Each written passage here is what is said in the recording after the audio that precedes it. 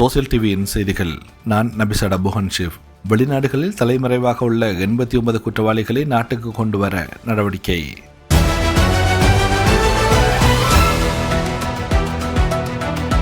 இலங்கையில் பல்வேறு குற்ற செயல்களுடன் தொடர்புடையவர்களாக அடையாளம் காணப்பட்டு சர்வதேச சிவப்பு எச்சரிக்கை பிறப்பிக்கப்பட்டு வெளிநாடுகளில் தலைமறைவாக உள்ள மேலும் 89 குற்றவாளிகளை நாட்டுக்கு அழைத்து வருவதற்கு போலீசார் தீவிர நடவடிக்கை எடுத்து வருவதாக போலீஸ் ஊடக பேச்சாளர் உதவி போலீஸ் அத்தியட்சகர் எஃப் வுட்லர் தெரிவித்துள்ளார்.